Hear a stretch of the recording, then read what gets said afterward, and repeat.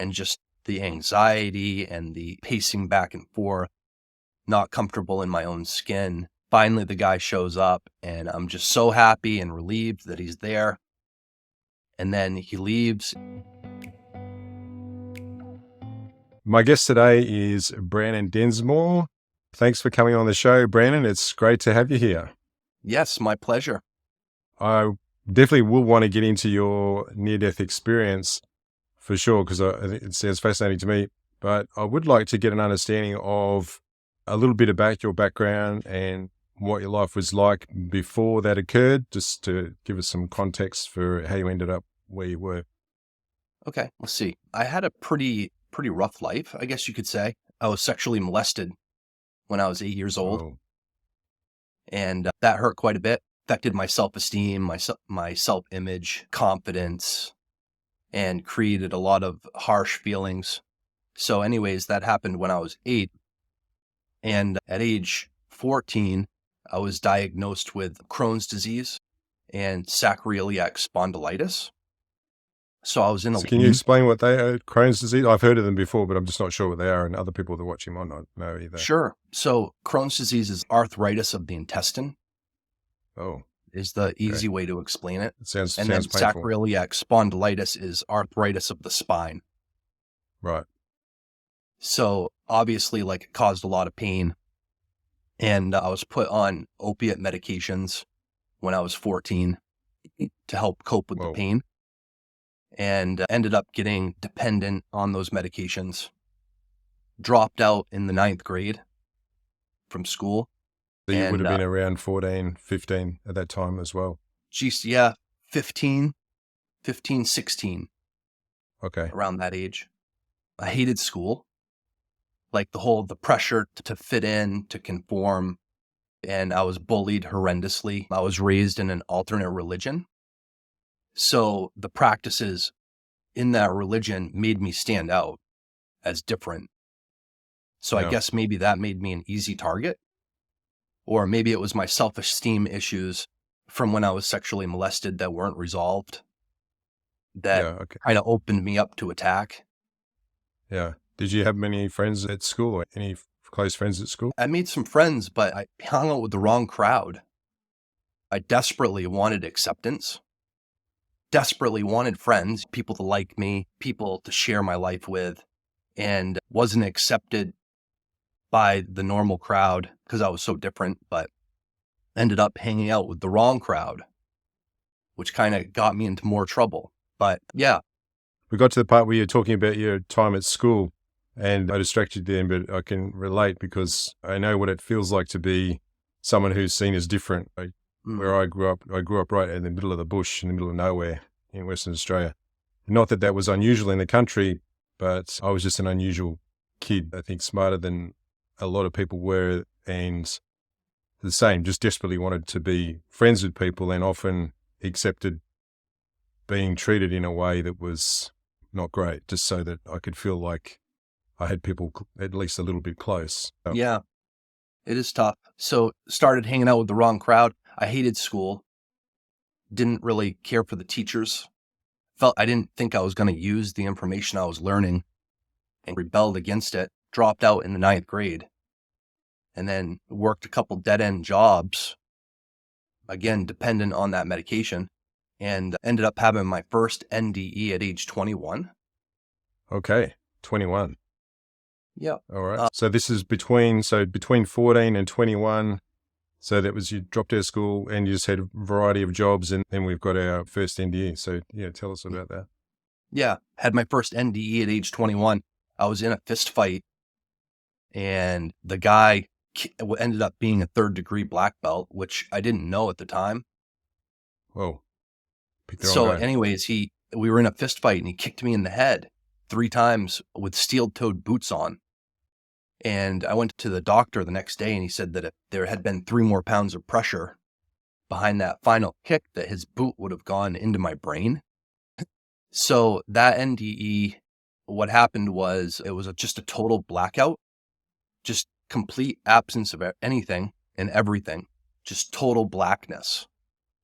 So you were conscious, but there was no input rather than you being unconscious. Is that what you Yeah. mean? And no time. Like it was just nothing. And it's hard to describe because how often do we really experience nothing? But there Yeah. was an observer, So you right? felt, How else can we even describe nothingness if we're not there to experience it? yeah. Yeah, there has to be an observer. That's what you meant. Okay. I thought for a moment you felt like there was a person, something observing you, but you were the observer. Yep, nothing, nothing. But the thing that happened after that was that I had believed I was stupid. Going back to like when I was sexually molested, I had developed self-confidence, self-esteem issues. And then in school, I dropped out in the 9th grade. I was made fun of by kids in school. And somewhere along the line, I adopted this belief that I was stupid. Like I wasn't going to go anywhere in life. I wasn't intelligent. I was no good. Right. So when I was in that fist fight, I started asking questions like, what am I passionate about? Why am I even here? And what ended up happening was I went back to school to get a GED. It's a general So, equivalency to like a high school diploma. okay, good. Yeah, we call it our high school certificate. Yeah. And when I went back, I discovered that I had a passion, like a deep passion for learning. Like I loved learning new things and just the thrill of it, the feeling of it, of coming to a discovery.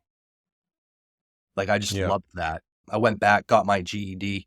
Directly after this thing, I started reading everything I could about self-development, spirituality, that kind of thing. So did you read much while you were in school, or this is something that came after you did your GED? You suddenly decided, okay, I'm going to read as much as I possibly can about everything. Yeah. I just started looking into stuff, listening to audiobooks, and it just every book that I would listen to and every book that I would read, it was like I wanted more. And wow, I really enjoy this. Yeah. I It went, opens up a world, doesn't it? it It's does. once I can relate around 19, 20, it's once you start reading books about self-development, because you don't normally get taught this at school. It's not part of this, any school curriculum that I'm aware of. Yeah, And that's true. yeah, suddenly you realize there's a lot more to life than what you realize that there was, and you just want more. Yeah. And I believed I was stupid and went back, got my GED, then went to and enrolled in a community college and So then this got was, a how long did it 2-year. take you to do your GED? Was that a couple of years to do that? Oh, it was a few months, really. I think Oh, maybe okay. 6 months. Right. Yep. Yep. I needed to go back and study up on all the material, geometry, algebra, all that good stuff. Went back, did that, enrolled into a 2-year college, finished that, and then wanted more. So I ended up applying to this summer program called Exploring Transfer. So it's a program that the community colleges here in the States, they have this program called Exploring Transfer, and they'll take a community college student and send them to Vasser College. So Wow. that's Yale's sister school. Yep. I've Ivy heard of League. that. No, I don't live there. Yep. Yes. Yeah, it's quite famous. And ended up going there for a summer, 6 weeks, and took 2 full courses over a 6-week period. And then got a 4.0, a perfect grade point average, an A in both classes. Okay. Not bad for a high school dropout who's stupid. Yeah. That must have spurred you on. It did. And so I got a 4.0 and then applied to Vasser to become a full-time student. It was my second choice next to Harvard. But Harvard wouldn't accept my application because I had a GED. They require a high school diploma. Wow. Okay. So went to Vassar for 4 years and got a bachelor's degree in philosophy. But what people didn't know is that this whole time I was still dependent on these opiates. Was it the dependency? Did you still have pain to deal with the Crohn's disease, etc.? Is that the reason why? Yeah, on and off, it would come and go. I would have a flare and then be in really bad pain. But also, I was taking this medication to cope with my feelings. Because I still had, after that first near-death experience and over this time period of this educational journey, I still had these self-esteem issues. Yeah. Going back to childhood. Yeah. But So I would was take that a these way? opiates and it would dull the inner dialogue. telling myself that I'm no good, stuff like that. So it wasn't just about the physical pain, it gave you some relief from that emotional turmoil that you're putting yourself through whenever you start getting down on yourself. It just gave you relief from that. Exactly. Made me feel like Yeah. I could concentrate on my work, like I could deal better in social situations. Yeah. Made me feel calm, made me feel good. So it sounds like And you despite being addicted, you were high functioning at that point in time. I was, yeah, had to be. Vassar wasn't easy. Mm. I had to read a stack of books like this, write paper after paper. The whole time that I was on this educational journey, no one really knew. I hid it pretty well that I was dependent on these opiates. Not even close friends or family knew? Family knew, but there wasn't much they could do about it. Yeah. Did they try to intervene? They tried to, Yeah. but there wasn't much they could do about it. I had a legitimate reason. Yeah. I could just go to a doctor and they would write a prescription. It was tough, and I would take too much of the medication, more than's prescribed, and then I would run out. And it was just a vicious cycle of up and down. I'd run out of this medication. My anxiety would just go through the roof, and the thoughts would come back. So you finish your course at Vasser. The addiction is an issue, but you felt like you had a handle on it at the time. There was starting to be these sort of bad periods and not so bad periods the gap was starting to widen because you're running out of prescription medication. And I imagine that you're putting pressure on your caregivers to get more and they're not letting that happen. So that creates stress. And yeah, so what came next? Yeah, exactly. And then after graduating from Vassar, I'm back in Maine, which is where I live, and I'm in my mom's apartment, and I've used too much of my medication, and I've been in withdrawals for 3 days. Whoa. I hear that's a seriously painful thing. It's like living hell, basically. My inner dialogue was so negative, and all of the problems of my life were just shouting at the top of their lungs in my mind. The anxiety, like I said, was just through the roof. And I'm in my mom's apartment. I'm waiting for the guy to show up. At Vasser, by the way, I didn't mention this, but I was introduced to heroin. Okay. As an alternative when you couldn't get your prescription medication. Exactly. I was at a party one night in withdrawals because I had run out of the medication and they were just doing this stuff. Yeah. And I decided, hey, I'll try it. So I knew about it. And when I came back home, you're taking more risks at that point because I guess you knew that there's a chance that what you're actually about to take isn't what you think it is because of the fact that the source is not from a pharmaceutical company. I guess that was in the back of your mind. But is it just a case of, okay, I need to do something about this now? Yeah, it wasn't really in my mind. Yeah. It was more almost, I've read about it now, and it's the survival mechanism. Yeah. Like with this addiction or dependency, whatever you want to call it, it's like it hits the limbic system.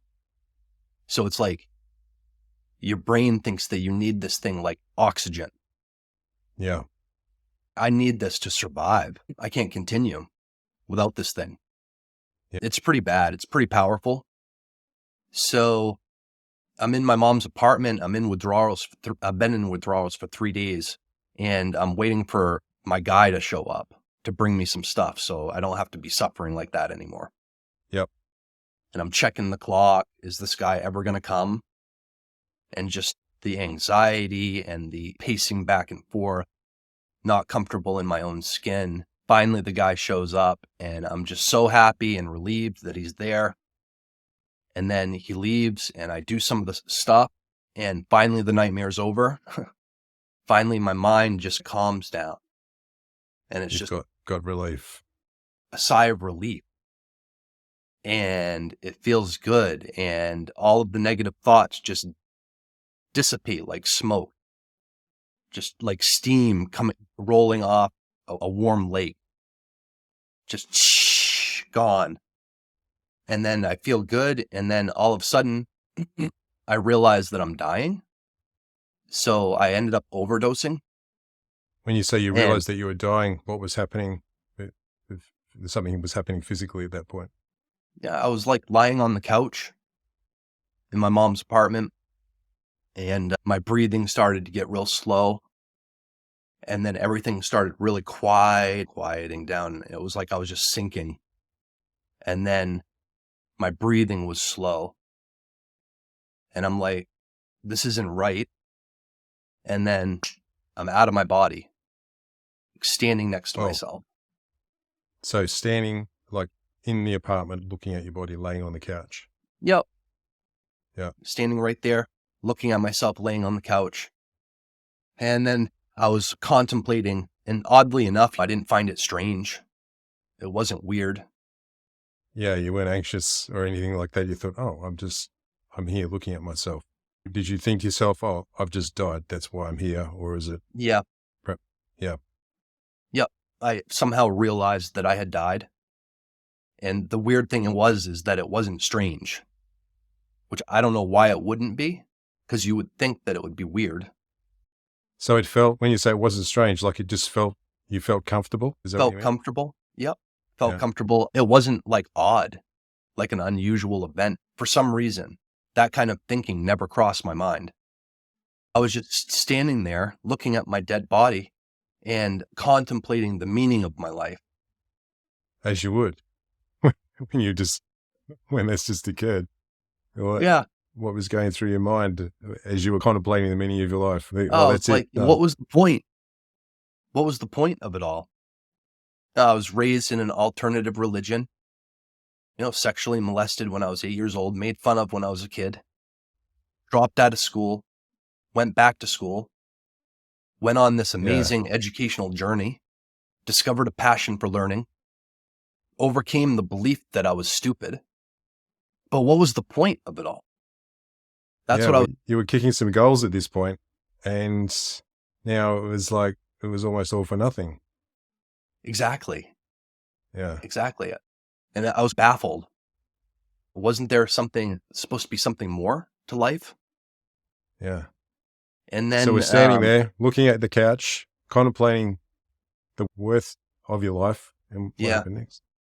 Yeah. And I became aware of a presence. There was a presence in the room. It didn't feel uncomfortable, but it wasn't like I had some kind of like profound peace or anything. It was just, I was standing there contemplating the meaning of my life and was baffled and confused and didn't see the point. And all of a sudden, I sense that something's in the room with me. You know how like sometimes you can feel somebody watching you? Yeah. Like you just feel the eyes like watching you, even if you don't see somebody. But anyways, that's what it felt like. And I looked around, there was nothing there, but I definitely felt the presence. And that's when I entered what you might call a holodeck. I like to think of it as a holodeck. So the apartment disappeared. Yep, it disappeared. And I was shown a So it was future just like reality. just a quick, it was there 1 second and in the holodeck Like a light the next. switch. Yeah. Just Yeah. boom, gone. I was shown two things. Like I was shown a future reality where I didn't exist. So you could think of it as, was I shown the future? I don't know. It might have been. Or was it Future. a simulation of a possible future? I don't know. Because this brings up questions of causality and do we have free will and all this stuff. Those are some deep questions. But I was shown a future reality where I didn't exist. So you could say I was shown the future. So I was shown all the people that I would never meet, the experiences I would never have, the woman that I would never marry. And it was like I would see like a movie, watching a movie of myself, having all of these experiences. But it was like after each one, it's like, okay, that will never happen. Right. I was shown another one, that will never happen. Shown another one, that will never happen. Shown another one, that will never happen. Over and over and over and over again. And then the other thing I was shown was all of the people that were affected by my death. all of the friends and the family and the memorial service. That's heavy. It is. And the one that really stands out from that part was that my mother coming into her apartment and discovering my dead body on her couch. And there was like pus running out of my mouth. And I remember her saying, my baby, no, God, no. Screaming. And that's when it really hit me. And it was like a kick in the stomach. And I started begging, send me back. I'll do whatever I have to do to overcome this addiction. What is required of me, I will do it. So there was a steely resolve at that point. Yeah, because I couldn't let my mother experience that pain of finding her baby dead. Yeah. It almost seems like that people often have an experience that's tailored for them when they have a near-death experience. And that was the one that was tailored for you to make the biggest impact by the sounds of it. Yeah. And I've told this story a few times. And sometimes in the comments, people talk about how could God, I don't know if this was God, this presence, but okay, I left a part out. So I heard a voice. So after seeing my mother, finding my dead body, I heard a voice, and it was a very matter-of-fact voice. It wasn't a whisper. It wasn't a loud, booming, thunderous voice. It was just a very matter-of-fact voice that said, now your life is over and you wasted it. Whoa. That was really what finished me off. That was just like, I had already been kicked in the stomach with seeing my mother. Yeah. And then shown the future that never would happen. And then now your life is over and you wasted it. So I begged, send me back. I'll do anything that's required. But people say in the comments when I tell this story, how could God say something like that? Or why would God say something like that? And I don't know if this presence was God, Jesus, Buddha, who it was, and never identified itself. But how could a divine being of this kind say something like that? Now your life is over and you wasted it. So I get comments talking about that point and, oh, it was your higher self. I don't know what it was, but it, like you said, Rod, it's like these experiences are tailored to what we need in that moment. I believe that I needed to hear that. You've constructed your life up to that point around an addiction, and from the outside, you look like you had it all together, but at some point it was going to come to an end badly, and you really needed a message that was going to get through to you. Anyway, sounds like it did. So what happened next? It definitely did. And I want to say that it was the love that really got me to the point where I was like, I will do anything to overcome this addiction. You felt this love from the presence or the voice. Is that what you mean? No, it was the love of my mother. Okay. The appreciation for her raising me, the love that she showed me. And here I was doing this heroin, and I died, and she found my body. That the love and the respect that I had spurred on the change. Or the willingness to do whatever it takes. Yeah, you had to honor that. Couldn't not honor that at that point. Yeah. So anyways, after that experience, right after that, I called crisis. Telephone number. Back up a little bit. So you said, okay, I want to go back, and I guess you did, and you back in your body and your consciousness. I'll do whatever it takes. Send me back, please. God, just send me back. I want to live. I'll do whatever it takes to not make this happen. And all of a sudden, boom, I'm back in my body, gasping for breath. Do you have any idea for how long that was? No. But after the experience, I called crisis and went into a 7-day detox where I had to learn how to tie my shoelaces again because the drug was not in my system. Yeah. And that's how dependent I was on this medication. I think I was 32 when this happened, and I'm 40 now. But I had been on this opiate medication since age 15. Yeah. So getting on 16, 17 years. So it was, Yep. my brain was just totally wrapped up in this thing. Yeah. So your brain's ability to produce those same chemicals, dopamine, etc., was pretty much non-existent. So I can't even begin to imagine what that must have been like to go, okay, we're just cold turkey. And how did they treat you for that? How did that occur, that 7-day period? They gave me some medication for an anti-inflammatory, a sleeping pill. And I remember, I'm not a doctor, so this is not medical advice. Yep. But I do talk about it. They offered me a medication called Suboxone. They call it an opiate replacement therapy.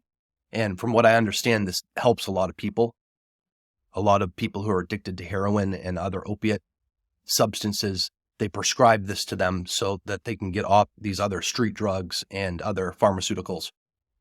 But anyways, I was in the midst of the worst part of the withdrawal, and the psychiatrist offered me Suboxone. And I said, I knew what it was. It's actually an opiate, an opioid. It's a synthetic. But anyways, I said, no. He said, That must you have need been to hard. that. It was a debate in my mind. Do I take it? Do I not take it? Do I take it? Do I not take it? And I said no, because I wanted to be free. Yeah. And didn't want to feed the dependency or become dependent on this opiate replacement therapy.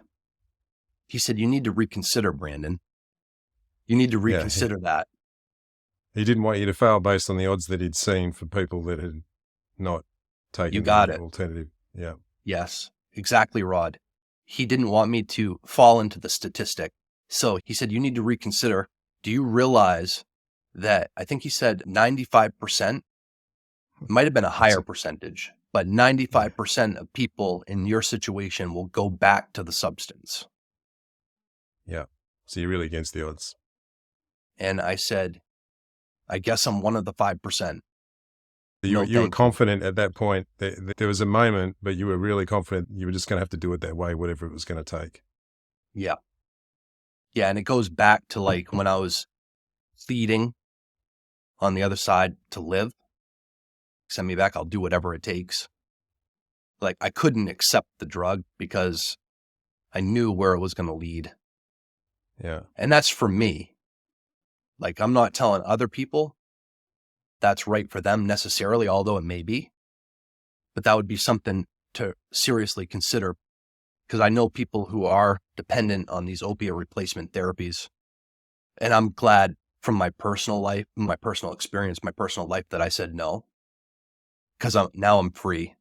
So it was just you were in rehab for that 7-day period, and then they kind of let you loose after that. What happened after that? Yeah, they cut me loose after that. And then I went to an intensive outpatient program. That's something that you just go to weekly as part of a group, talking about addiction and how to recover and different things like that. And I learned some good stuff there, but where I really got some relief, because after coming off this medication, I was still full of like resentment to people in the past, including the guy who molested me. But so also the physical withdrawal was one thing. The mental side of things was something else. Yeah. Yeah. And almost worse, really. Mental, emotional piece was worse than the physical. And even after the drug was gone out of my system, that emotional, mental aspect was just raw, full of resentments from the kids at school, from the guy who molested me, toward the religion that I was raised in. All of these different aspects of resentment and fear and negative thinking about myself. Am I good enough? Comparing myself to other people, all this stuff.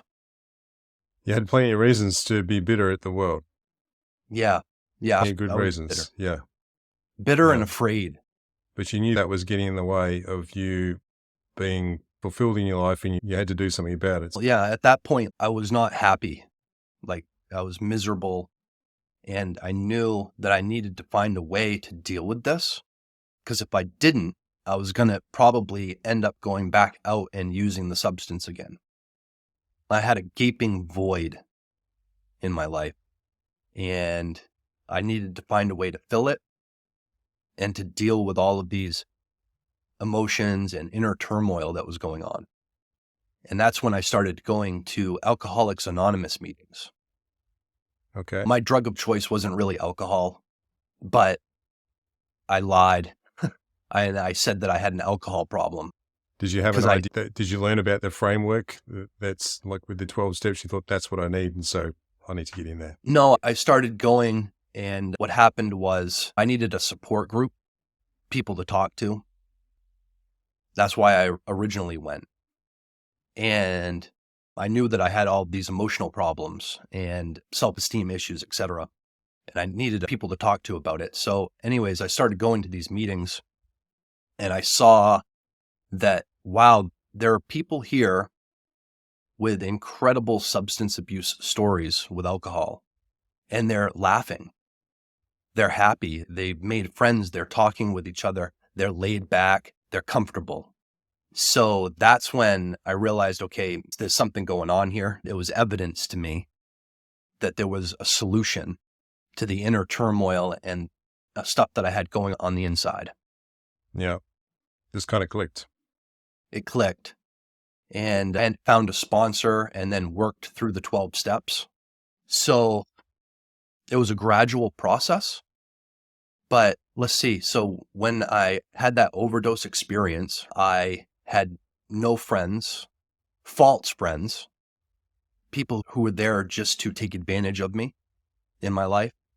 I went from no friends, no money in the bank, brokenhearted, no self-confidence, full of resentment, fear. Crappy life at that point. Yeah, I was low down, like low in life, and no vehicle, to now I'm married to a wonderful, beautiful woman. I had a son who's 8 months old, who I love dearly. I have money in the bank. I started a business. I bought a car. I bought a house. I have a beautiful garden. I'm full of confidence, self-esteem. I love my life. I have real friends. And I'm living the kind of a reality that I was shown. Now, whether or not that was that future reality where I didn't exist was the actual future or not, I can't say. Yeah. But I'm living like I feel like I was supposed to live. The So life what strikes me, God intended.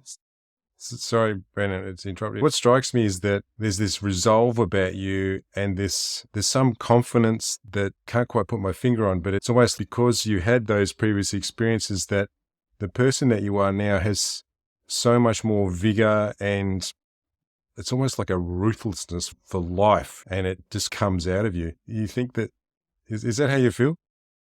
That's an awesome way of describing it, like a ruthlessness for life. Yeah. Yeah. Like you're not going to waste another second. Exactly.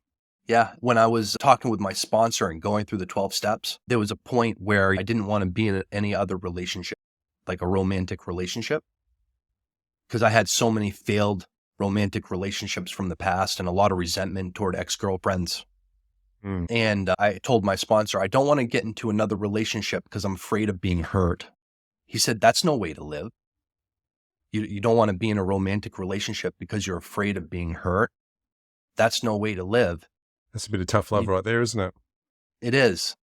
Like, you need to be willing to be hurt, to open up your heart, be willing to be hurt, to experience the fullness of life, instead of living afraid and trying to live in a little box and protect myself from the world, but to have the fullness, the full experience of what life has to offer.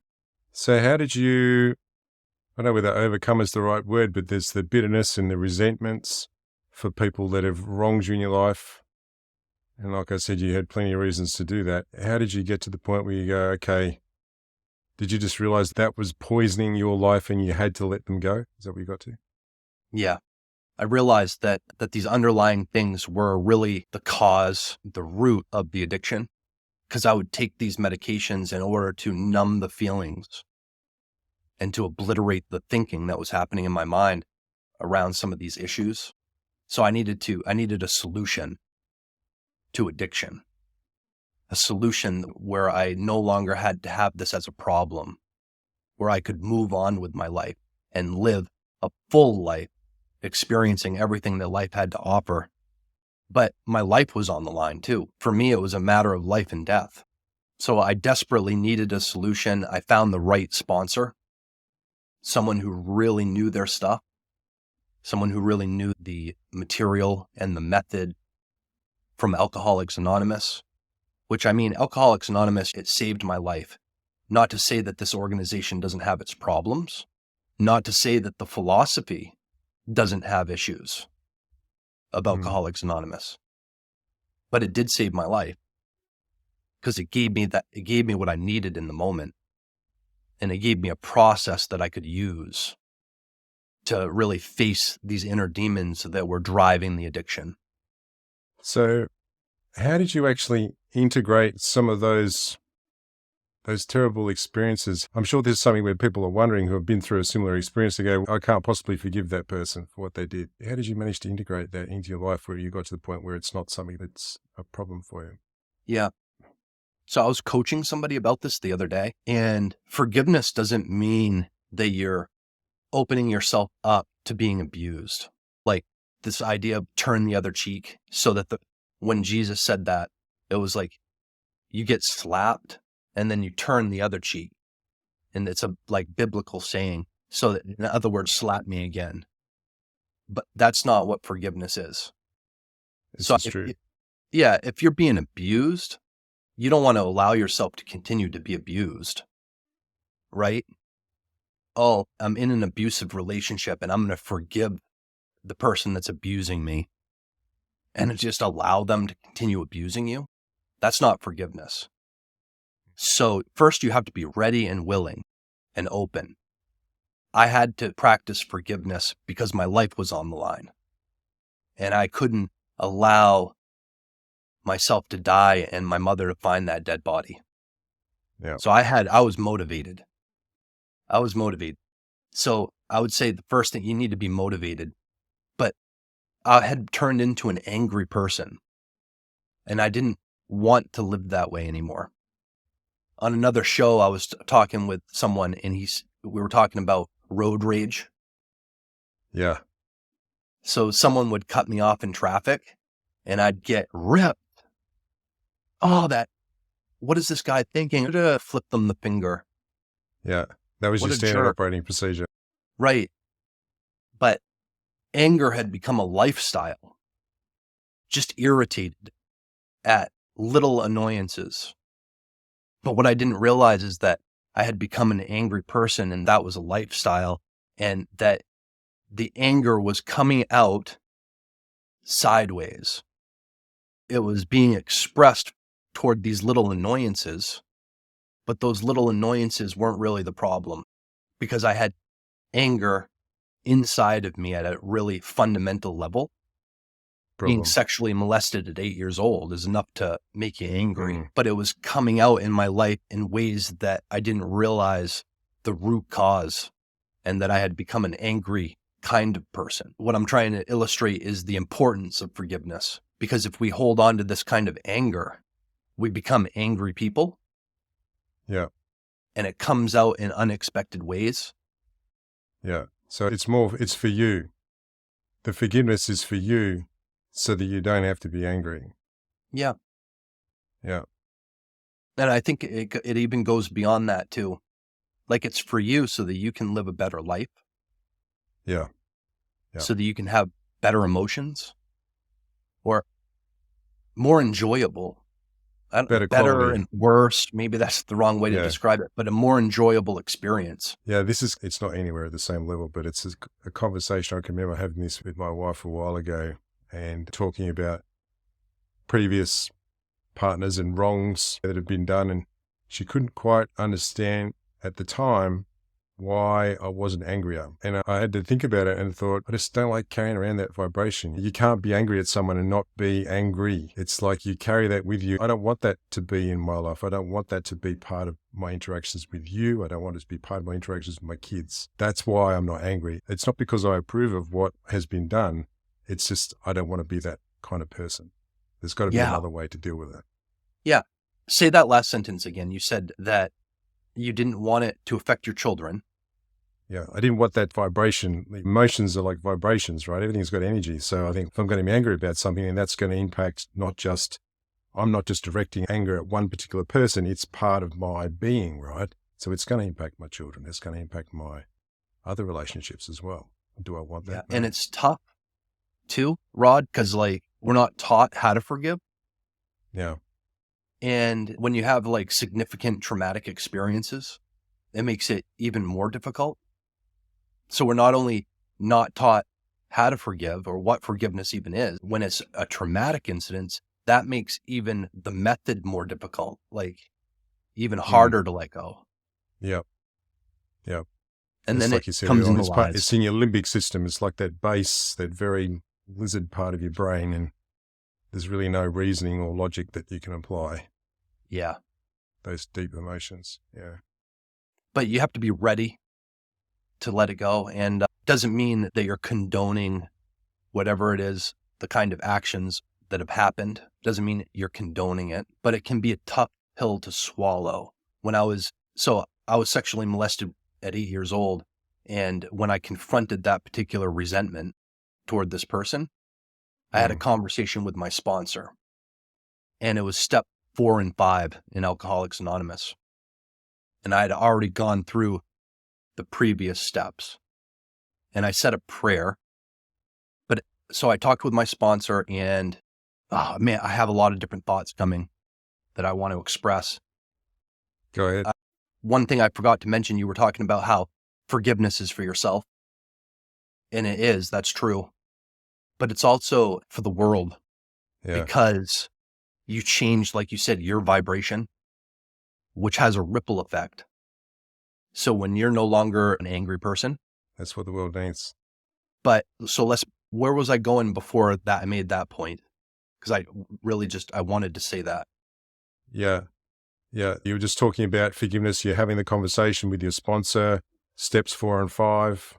Yes. So thank you. I was having a conversation with my sponsor, and I told him about the sexual abuse, and he said, okay. So first of all, I'm really sorry that happened to you. I said, okay, thank you.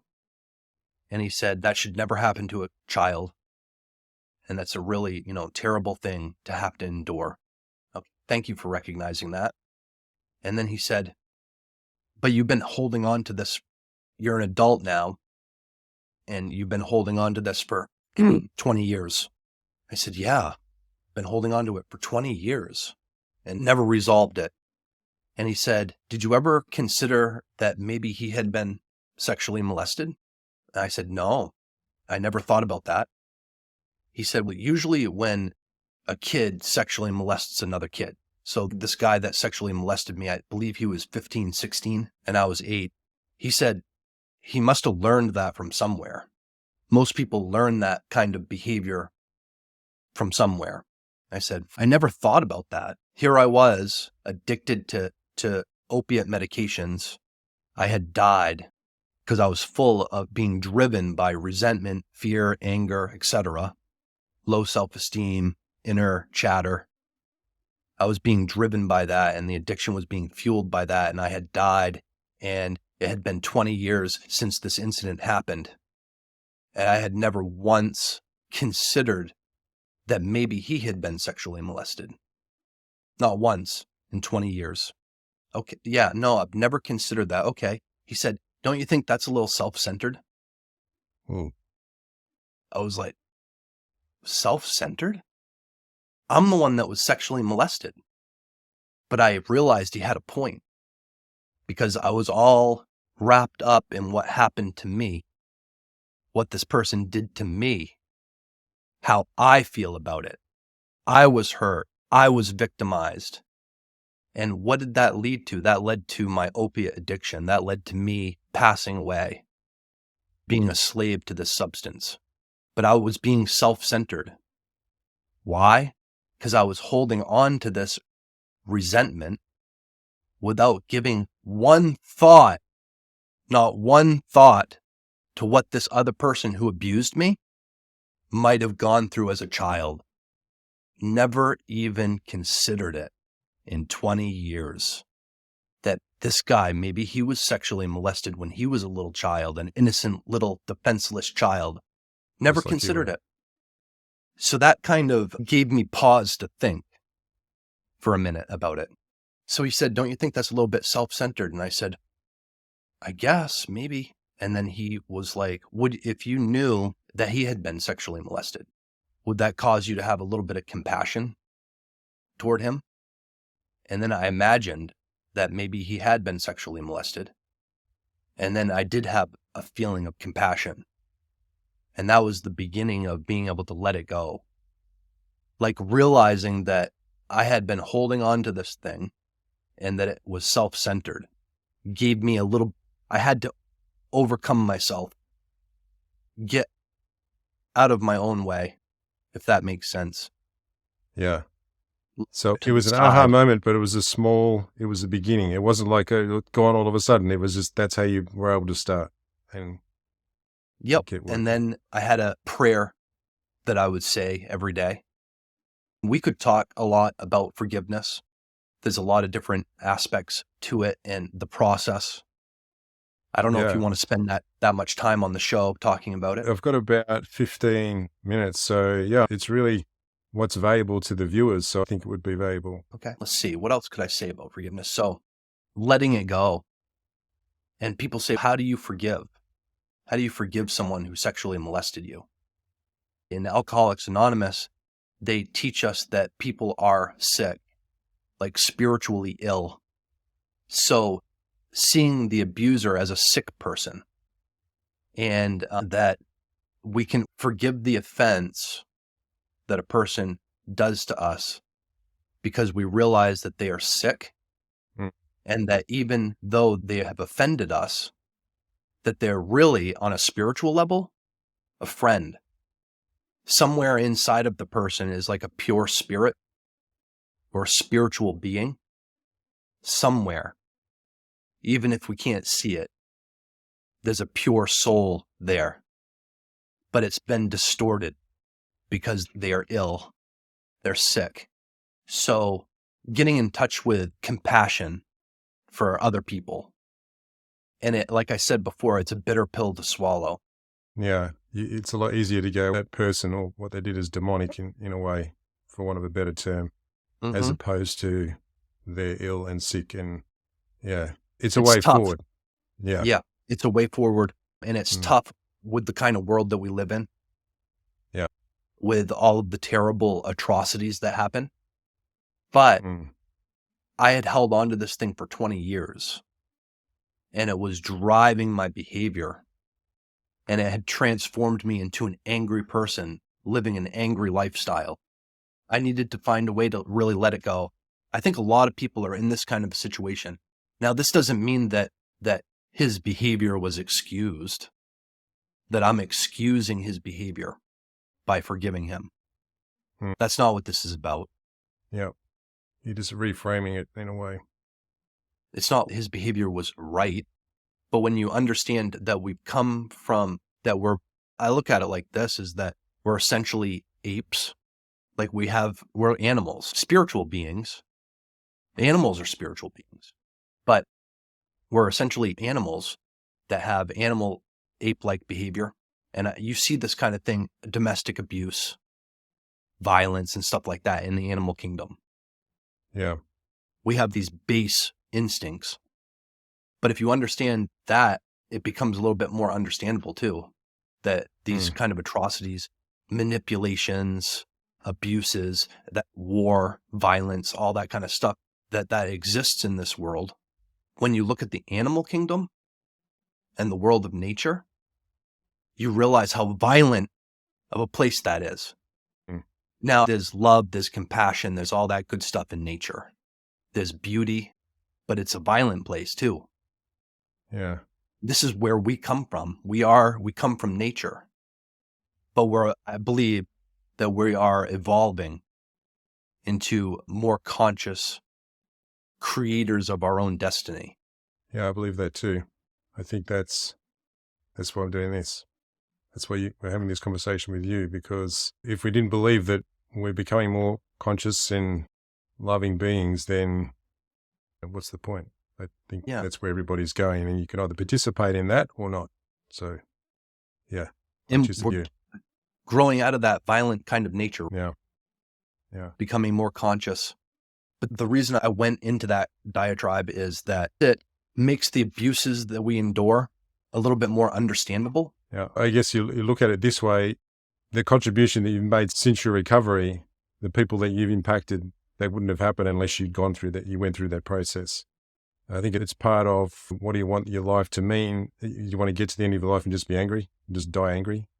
Or do you want to be something else? Something I forgot to ask you was, a lot of people who I've spoken to after their near-death experiences, it opens up these latent abilities that they'd never had before, extrasensory abilities. Have you had any other spiritually transformative experiences or anything? Have you noticed anything like being empathic or anything like that since you've had your NDE? Yeah, experienced a lot of different abilities that have awakened, but I did have a spiritual visitation about a year after that near-death experience that I described before. Okay, tell us about that. But the purpose of the 12 steps is to have a spiritual awakening. So the 12th step is, having had a spiritual awakening, we bring this message to other alcoholics, right? And in the back of the big book, there's an appendix entry about spiritual experiences. And Bill Wilson, the creator of Alcoholics Anonymous, had a spiritual type experience, a visitation. They call it a white light experience.